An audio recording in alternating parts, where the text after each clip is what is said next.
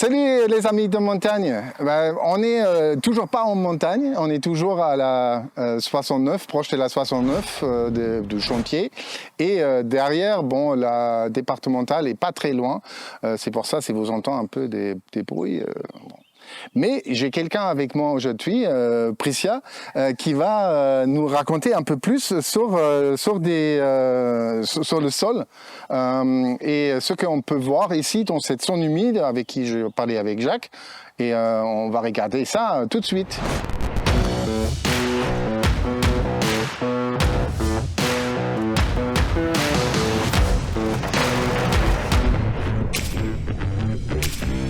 Salut Priscia. Ça va? Ça va bien. Ça va bien.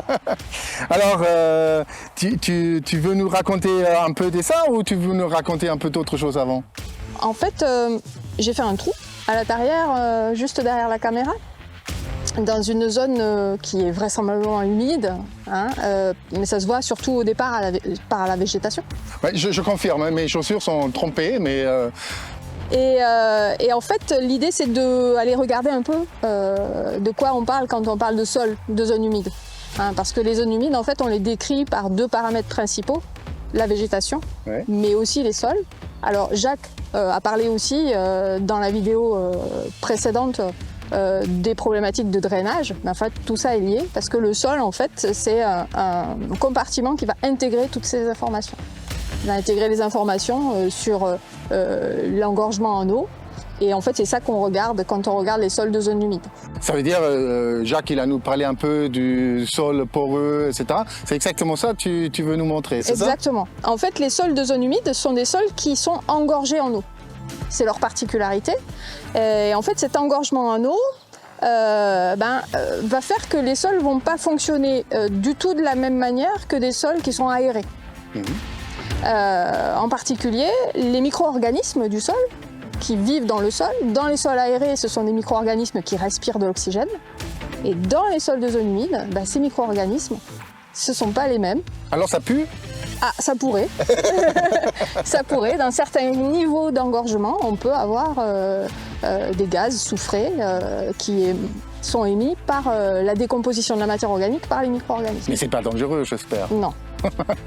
Et donc là, ce qu'on voit dans le profil, c'est qu'en fait, on a des taches. On va le monter un peu.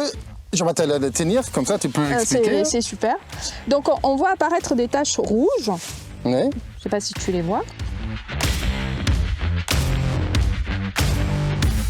Au niveau de la porosité, hein, surtout. Et elles apparaissent dans les 20 premiers centimètres. Et là, j'ai creusé sur à peu près 1,20 m. Et en fait, ces taches rouges sont toujours là.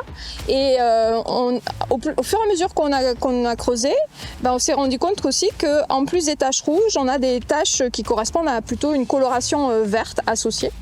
Et en fait, ces taches rouges et ces taches vertes sont des expressions de la mobilisation du fer. Ah, ok.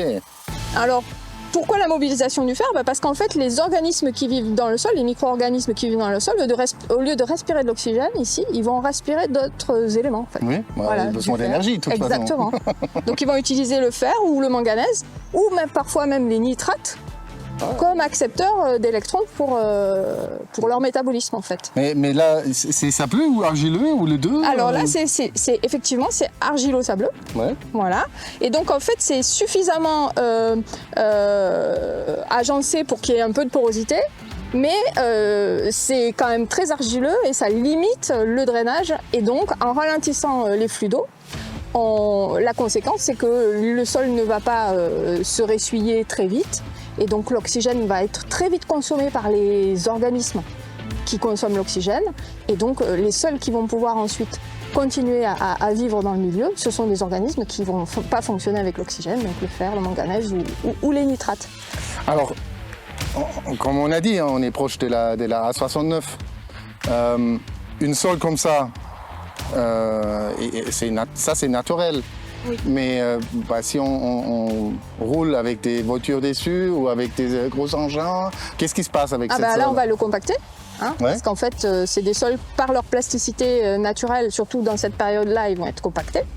Bon, je vais le remettre parce qu'il est lourd. Hein. Oui.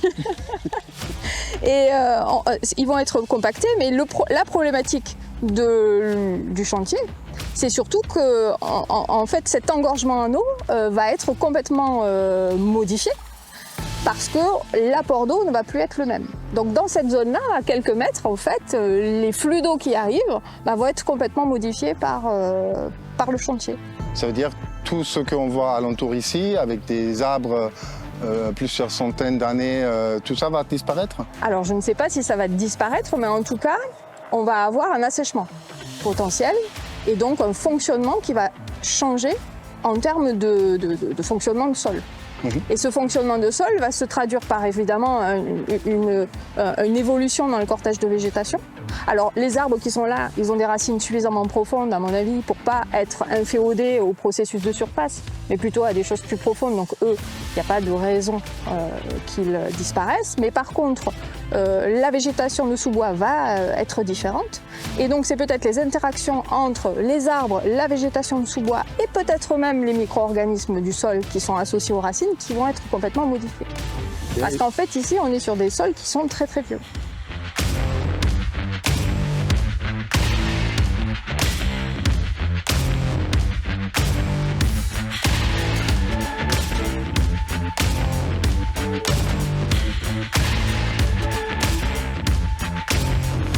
Ça veut dire, toi, tes prochaines 10 ans, tu vas revenir ici au même endroit et tu vas regarder ce qui se passe? Ah mais oui, on peut très bien faire ça et regarder par exemple la modification des associations entre les arbres et la biodiversité du sol, voire même les processus eux-mêmes.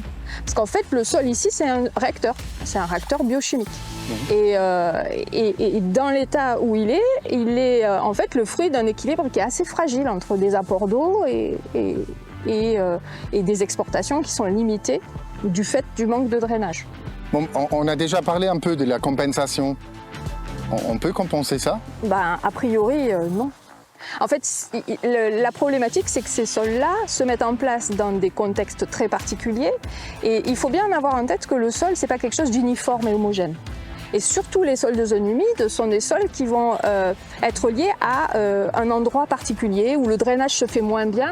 On le voit aussi à l'échelle microscopique, c'est-à-dire qu'à l'échelle microscopique, il y a des zones qui vont être engorgées et d'autres moins engorgées. En fait, tout ça, c'est hétérogène. Et donc, l'hétérogénéité de surface ne peut pas être compensée.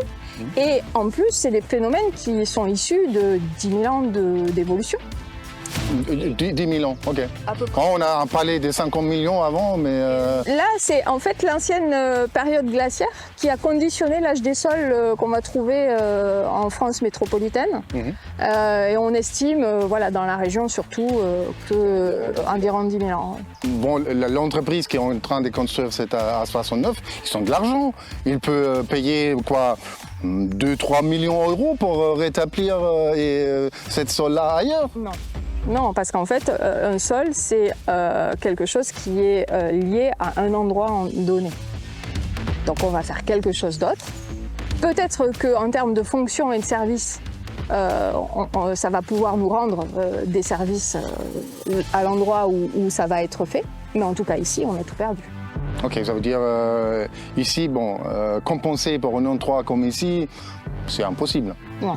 On peut pas même si on met 10 millions d'euros dedans, c'est pas possible. Bah, c'est fichu. Ça voudrait dire qu'1 million d'euros égale une année, je suis pas sûre que ce soit le cas. Mais... Non, mais oui. En fait, l'idée de compenser le sol dans son fonctionnement, c'est quelque chose qui est même pas envisagé. D'ailleurs, ça passe sous les radars. Le sol, de toute manière, passe sous les radars d'un point de vue réglementaire. Il est souterrain, on ne le voit pas. Exactement. Et d'un point de vue réglementaire, il passe aussi sous les radars. C'est-à-dire qu'à part les sols de zone humide, qui, eux, sont les seuls sols qui vont avoir un statut de protection, enfin un statut juridique parce qu'ils apparaissent dans la loi sur l'eau, les autres ne sont pas protégés pour l'instant. Alors il y a un projet de réglementation européenne sur les sols, mais c'est pas encore... Ok, ça veut dire qu'on va avoir pas que la directive de l'eau, on va avoir une directive sur les sols au moment. Oui. Ok, et ça va compliquer la vie pour reconstruire des autoroutes après? Si vraiment on veut prendre en compte, comme dans la loi zéro artificialisation nette, de la fonctionnalité des sols dans les travaux, oui, bien sûr. ça va avoir des conséquences.